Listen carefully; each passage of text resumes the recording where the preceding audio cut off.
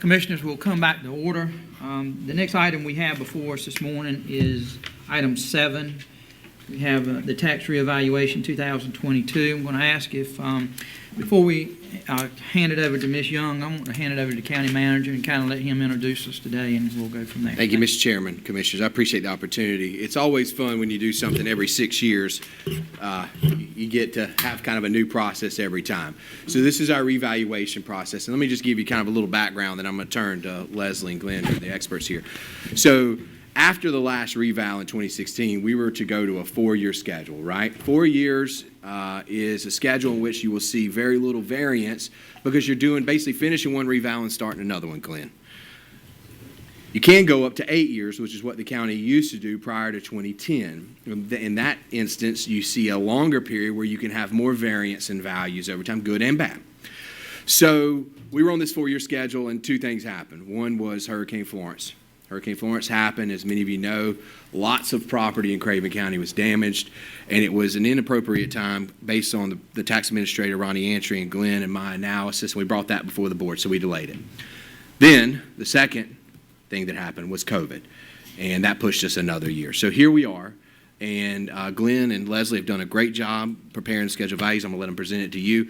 We do have also a unique opportunity over the next couple of weeks where Leslie and Glenn and the tax team, along with some county staff, will be out in the various communities holding community meetings. First one tonight in courtroom 4 across the street at the courthouse, and tomorrow night at the city of Havelock. And we've got a schedule on our website, and I'm sure Leslie will talk about that some. But we look forward to hearing the presentation, Leslie and Glenn, and look forward to meeting with you in the community. So. All right, Ms. Leslie. Where's yours? Glenn? It's not in the main You're welcome building. to come forward. Courtroom 4 is not in the main. It's in the main building. Good morning. Good morning, Chairman Jones. Good morning, Vice Chairman Booker and Craven County Commissioners. As always, thank you for having me this morning. I come to you this morning in compliance with North Carolina General Statute 105-317.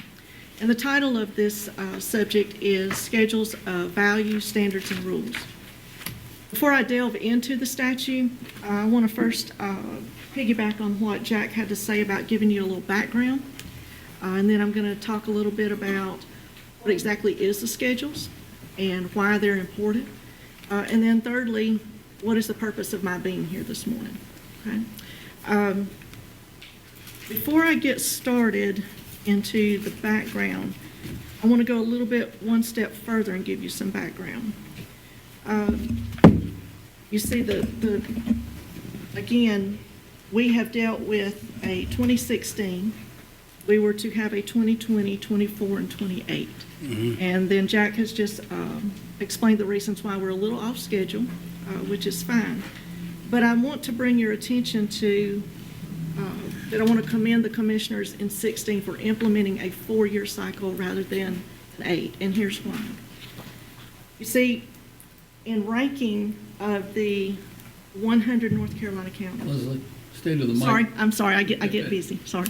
And staying with the 100 counties of North Carolina, if we rank by parcel count in North Carolina, largest to smallest in parcel count in size, of course, Wake and Mecklenburg are going to be our larger counties. However, I want you to understand that Craven County is ranked 29th. We are just shy of 60,000 parcels. So to recognize that we are nearly in the top quarter of our state, it's imperative to have a 4-year cycle for a revaluation and not to wait any further than that. And the reason I say that is because we are mandated by the state to appraise at a fair market value. And to understand real estate, we know that values are always changing independently. They change at different rates.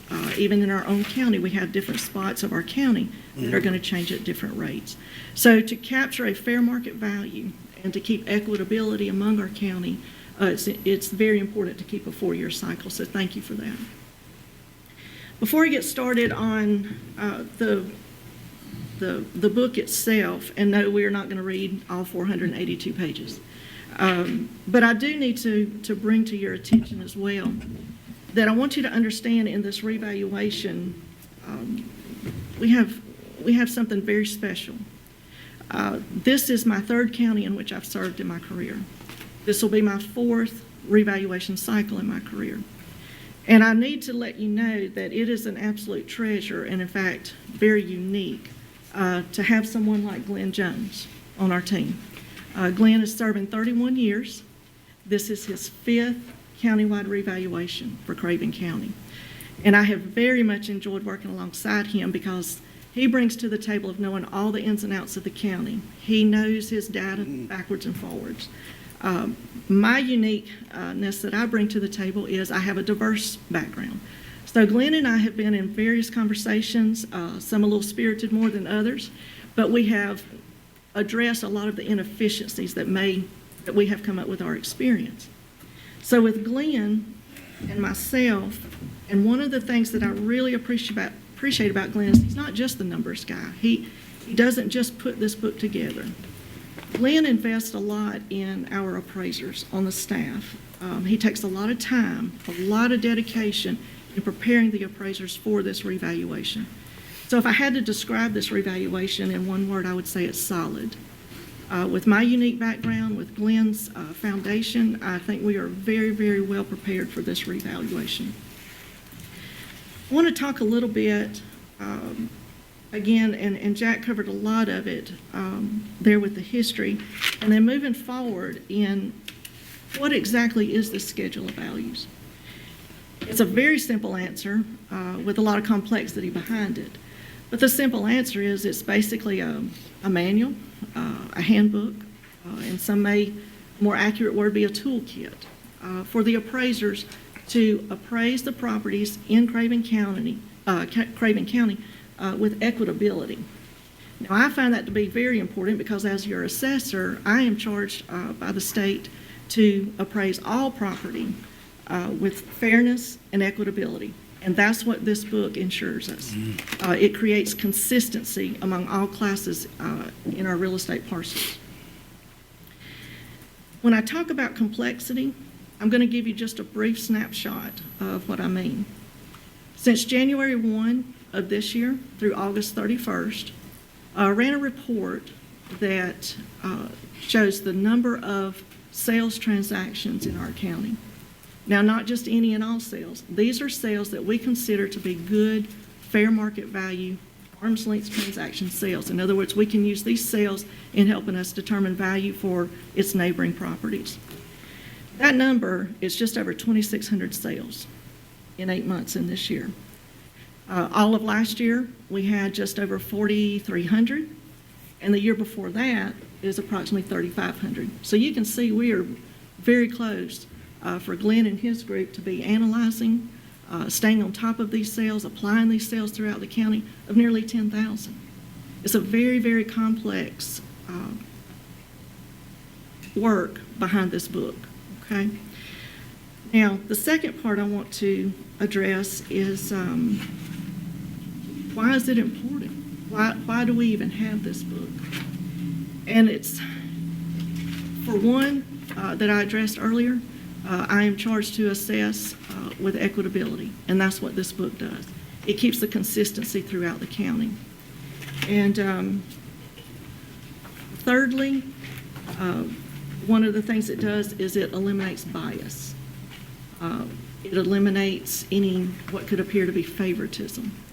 So thirdly, and what we get to the meaning of today, is the statute itself. And this will come from General Statute 105-317, letter C. And if you will, I have provided an insert on the left side of your notebook. Okay? I have a very talented new staff member. Her name is Nikki Gardner, and she's fantastic with graphics.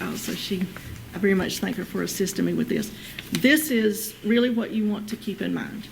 Okay, this is what the Statute 317, letter C, is all about right here, and it's the timeline, and I'm going to go over this in just a second. To accompany the calendar, I've also included the North Carolina General Statute itself. Okay, it's a 2-page, and the second page I have highlighted in yellow for you that you're going to see. I won't read it to you. We'll leave that jargon to folks like Ari Grady. But I'm going to show you a calendar that will show that we're in compliance with the statute. Okay? You have the last two, And these are the actual newspaper ads that will be in the Newbern Sun-Journal newspaper beginning. One will beginning tomorrow, and the other one will be advertised 4 times. But I want you to have this as a reference so that you'll know if you're asked any questions by the citizens. Okay. Get my eyes on here. Today is it's just a great day in our real estate appraisal division. For most folks here in the room, it may appear that this revaluation that today is something maybe of a kickoff, a beginning. It's a far cry from that for us in our division. In fact, today for us is actually, we're starting to see the light at the end of the tunnel. Okay. All of the hard work that has gone in is now ready to be shown and recognized. So today, October 17th, I'm here this morning to present the Schedule of Value Standards and Rules. Commissioner Jones, at the end of my presentation, we will need to seek and have approval for a public hearing that we will be scheduled for November 7th. Okay. All right, according to statute, I am to advertise tomorrow, which the first one here, announcing the public hearing, and this ad will be in the Newbern Sun-Journal. Steve, I think I'm about ready for the website. In this ad, it is to announce that we have the schedule of values on display in the tax department. We're required by statute to do that, and that will be this book, and it's ready. Okay. Now, a couple of other things is, Steve's bringing up the website. I have employed my website as my additional staff member. Our office hours are Monday through Friday, 8 to 5, but I have created our website and bring it to the point that it can serve our citizens 24/7. So if at any time you have any question, if you can't put your hands on this book, we've made a subcategory here. If you follow along on the front, Revaluation 23 is the 4th category down. I have all of my subcategories there. Now those will be a continual update pretty much from now until about May. Okay, so what you see now is not the final product. But where we are tonight, or today in our revaluation cycle, if you will look to the 4th subcategory down, and it's titled Schedules of Value, Standards, and Rules, which is today. And if you click on that, Steve, we can show the commissioners right now, it is announced that those will be released today. And I have coordinated with IT that after my presentation, that this book will be available online. Okay? All right. The next part on our calendar is, again, I mentioned the next time I will be here will be the public hearing on November 7th. And that is by statute that we are to allow the citizens to have a time to bring forth any discrepancies or any comments that they want to make regarding the schedules. Once I have presented that, or we've had that for the 7th, we will then, on the 21st, November 21st, that is when we will adopt these schedules. Okay? Now, by statute, it says that once we adopt, I am to advertise 4 times in the Newbern Sun-Journal, which I've posted here on November 22nd, 29th, December 6th, and December 11th. If you'll notice in the second ad, the notice of order adopting, it's very similar to when an appellant comes in and wants to appeal the value of their property. We have our local board of E&R, and this is what we are considered when it comes to the schedules. However, they can take one more step. Statute allows them to go before the Property Tax Commission if they have any concerns or discrepancies with these schedules. And by statute, I have scheduled that last day to appeal to the Property Tax Commission to be December 22nd. Okay. At this time, I'll be glad to take any questions, but I do have one closing comment to make before I leave the podium. And Chairman Jones, we need to offer the approval to present to have a public hearing on November 7th. Okay. Let's do that first, if you will. Let's get the public hearing, and then we'll entertain questions, if you will. Do I have a motion that we set a public hearing? Second. All right, the public hearing will be set for November 7th, 6 p.m. in this building. I have a motion and a second. Any further discussion on the motion? Hearing none, all those in favor signify by saying aye. Aye. Opposed? Motion passed. All right, we have that set. All right, now, questions for Ms. Young? I think I know the answer to this, but I want to make sure I have it right. When we go to look at these properties, we're going to look at every property. We don't go in the homes, in No, the sir. businesses. We strictly go to the property and evaluate it from the external part of the property. Is that correct? That is correct. Okay. Thank you. All right, other questions? Leslie, I want to just say first, thank you on behalf of the board for you and your team, your willingness to have these town meetings that you're going to have across Craven County, which begin tonight.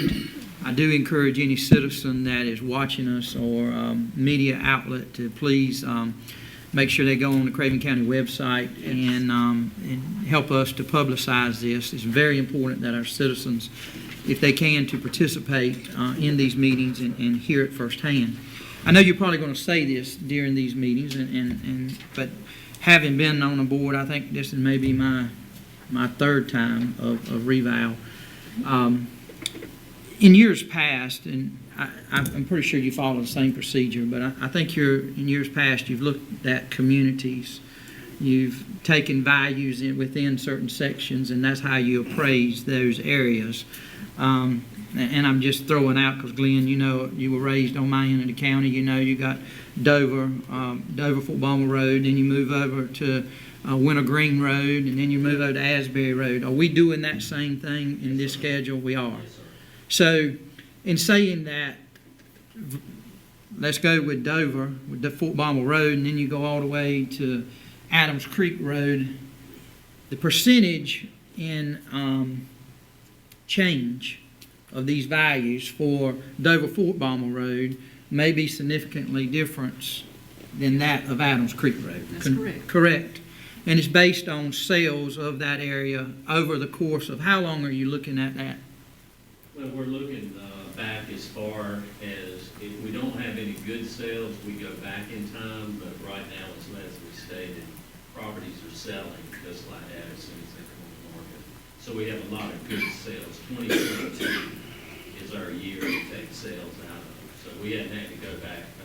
If we use 2021, it kind of skews our statistics a little bit. So we're sticking with 2022 right now and continuing to monitor as we go forward. Okay. Commissioner Smith? Considering what you just said, if we're looking at a place like Dover, Fort Barnwell, comparing to the Havelock area, I would think in Dover, Fort Barnwell, you would have very few sales. You might not have a sale in 10 years, 15 years out there. So at that time, the property sold would be considerably a small amount of money, smaller amount. Are you making adjustments for that, for the time of the sale, for example? Yes, You know, ma'am. considering that something that sold in 2020 would sell for considerably less than it would, 2024. Correct. If we can't get sales in the time frame that we're looking for sales, we apply a time adjustment to it. You're correct. But right now, there are a lot of sales out there. There really are, so we're not having. I was just giving it as an example. Mr. Chairman, may I just comment? Yes. Commissioner Smith, in your book, if you go to the tab Data, Needs, and Collection, from 2020 to, I believe, almost to present. Glenn, It tells you that. There's a schedule by township of sales that Glenn has collected with staff. So while there are fewer sales in district or township 1 and 2, there are sales there per month, usually a couple.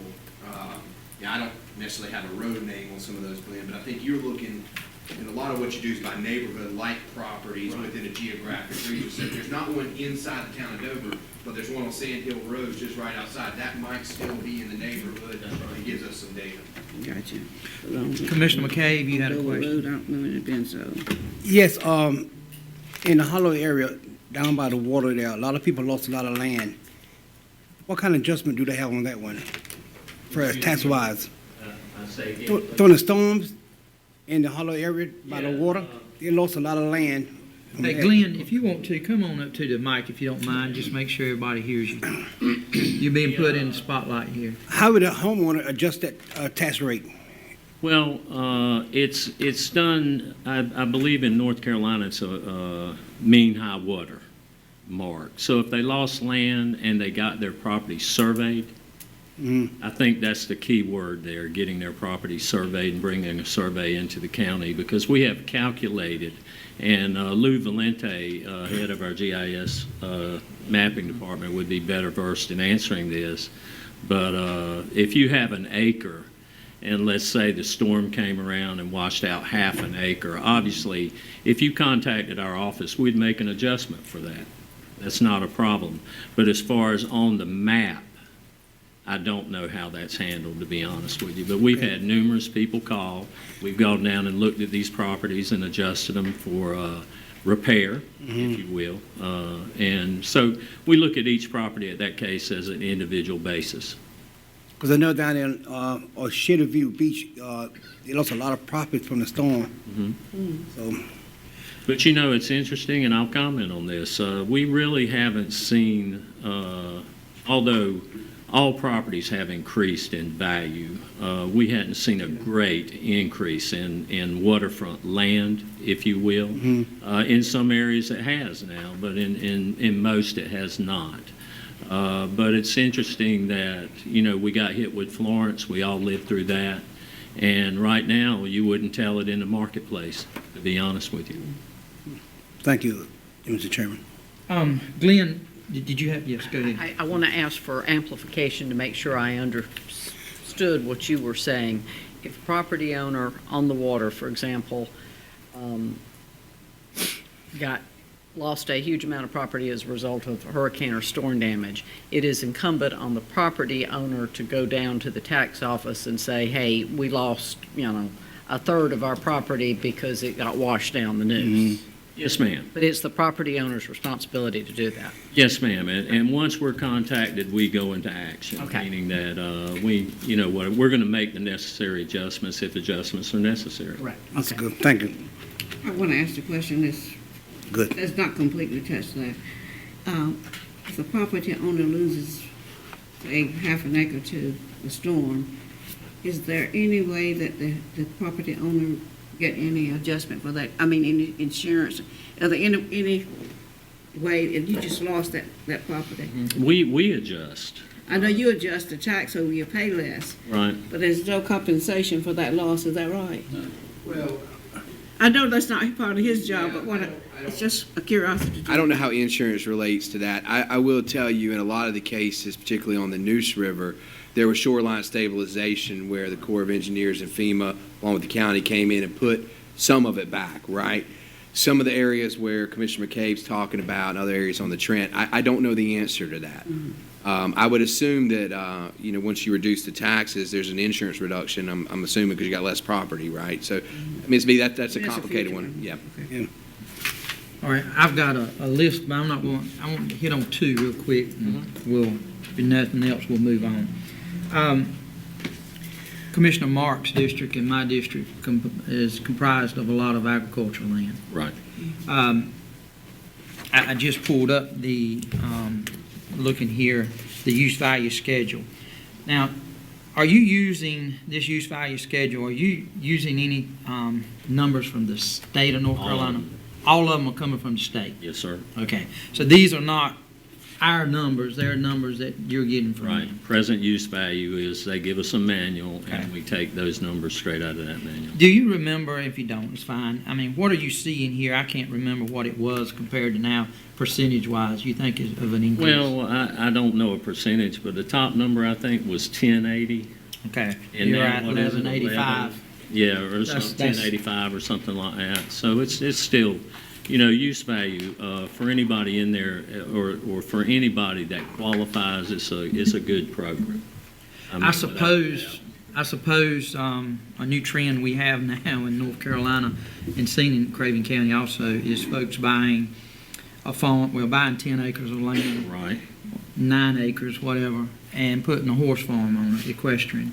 So with that, that's under a different heading. Yeah, per it se. is, but not much has changed there Okay. since last time. All right. The last thing that I want to ask you. So you've told us the process. We thank you for the calendar you give us. Your folks are going to begin assessing and trying to send out these notices. When is the date that folks will receive through mail what their new value is? I have that scheduled for the notices to be mailed out the week of February 27th. February 27th. Yes, sir. And you feel like you've got adequate staff to do what you got to do between now and then to be able to accomplish that? You're in good shape. Yes, sir.